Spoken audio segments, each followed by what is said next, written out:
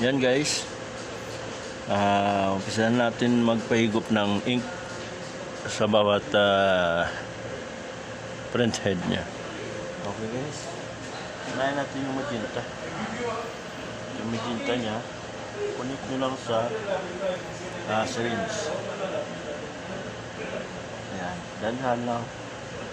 Kasi higop naman yan pagka bagong linis yun eh. Oh. Para lang bumaba yung ink papunta sa ating head, no? Print head. So, kita nyo, ganda yung higop niya, walang bubbles. Kasi nga, malinis. Ganyan lang. Tanggalin nyo siya at i-drain sa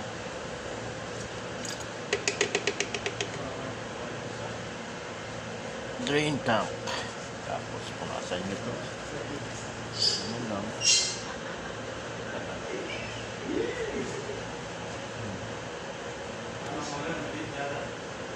Balik mo sa kanyang tube pump. Tanggalin ulit yung isa. Ito ay sayan. Okay, so kailangan sakto siya. Walang singaw dapat. Kailangan may mga rubber na kayong hose. Yan.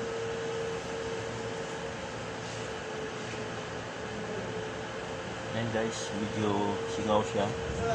Gawin na natin. Chichikin natin yung kaplak niya.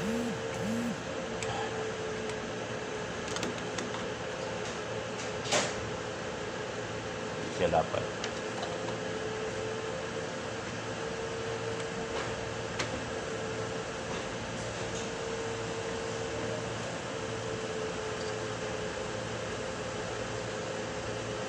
Yan.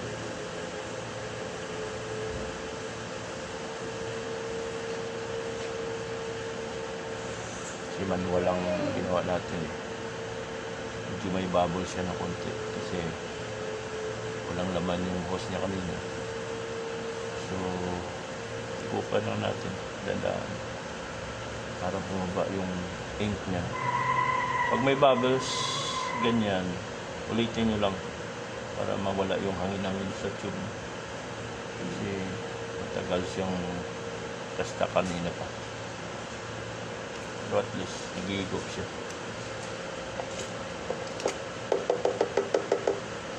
Hanggang sa maging solid na yung higop niya, okay na yan. Ulitin natin. Ayan.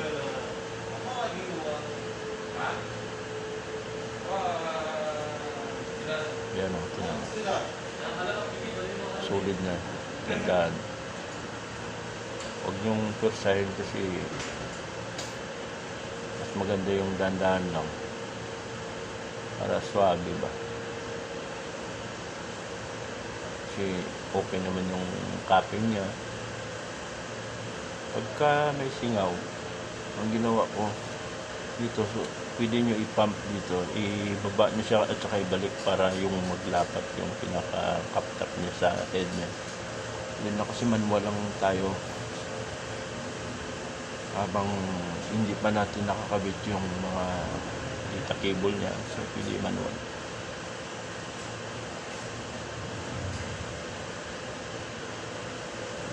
Saka pala guys, napansin nyo kanina binaba ko ito gamit yung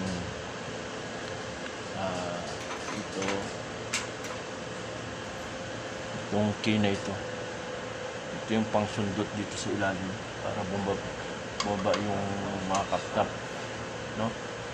Sabay-sabayan sila.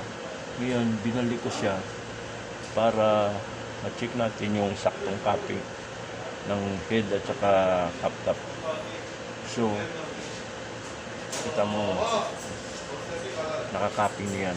Ibig sabihin, kaya natin kinakapping para mapahigupan natin ng ink. Simula doon sa taas hanggang sa print head. Pumasok na yung sa print head natin para hindi siya matuyuan. So, ganun lang guys. Tsaga lang. So, yan na, solid na siya. So, okay na yung cupping ng sayan at saka magenta. Proceed tayo sa yellow.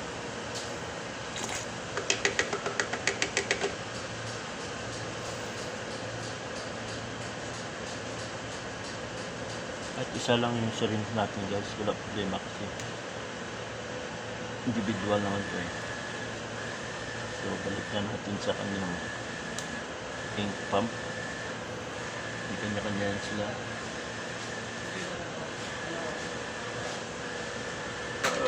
Napansin ko pala guys, yung kanyang tube medyo maluwag. Kailangan fitting siya. Yung gagawin ko dahil mahaba ito, para hindi siya, kasi maluwag na sa tagal na siguro, pwede mo patulan, mahaba naman yan, para masikip ulit. Yan, saka natin ibalik sa tube niya. Yan, hit mo siya. Iba talaga yung masikip.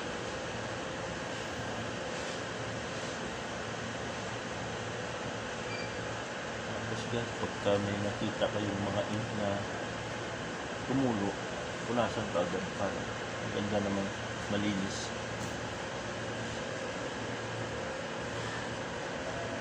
So nakadalawa na tayo.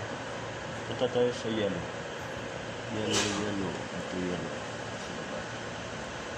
Sana nga amigo. Ito masikip guys. Nalaman ko kasi matigas. Dinugot ko siya. Tigas. Ayan. Sabihin ko, okay, fitting nito. Bago.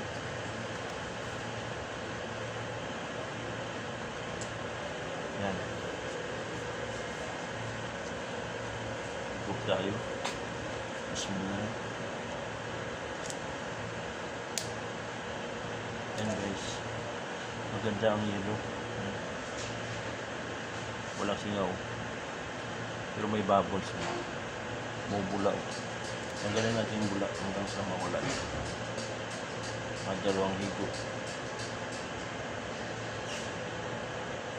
Ganyan lang guys. Basta nag-overhaul kayo ng print head nyo, linisin nyo na lahat hanggat kaya nyo. Huwag matakot. Ingatan nyo lang dyan yung mga print head na hindi babara. Kaya natin yan nililinis para hindi tayo magastusan. Magasto kasi kung sabihin natin, declare natin na sila na kaagad, eh kulang na pala sa linis.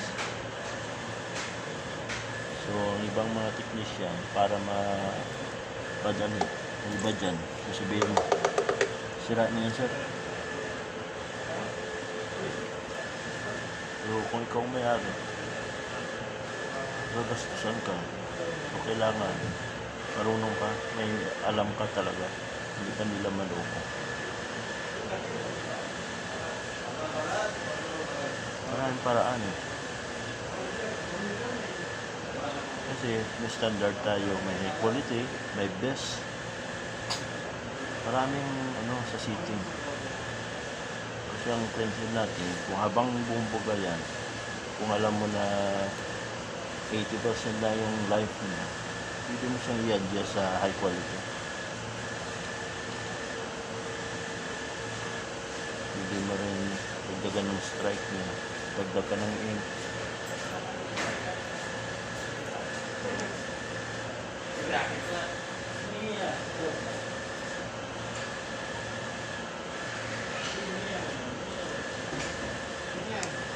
Ito lang pa guys, ang yan. Continue lang. Ano siya mawala yung bubbles.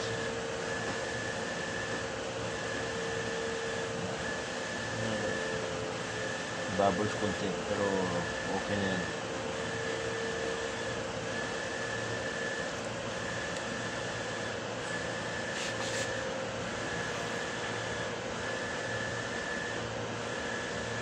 Importante dyan, ang cup top, okay pa.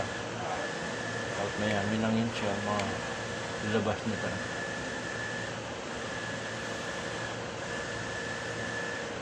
Minsan pag hindi umihikot dahil, ito, idiin nyo lang masyado ito. May stopper kasi yan eh. Pagka final na, may stopper yan. May foam yan dyan na idiin.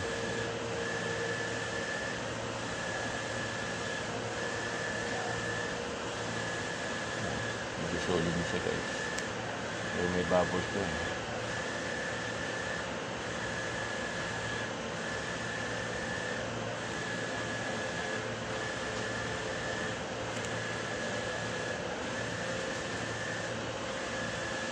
Yung isa guys, pansin ko hindi umiikot. So ang gagawin ko, nakasingaw yung isang paktap natin.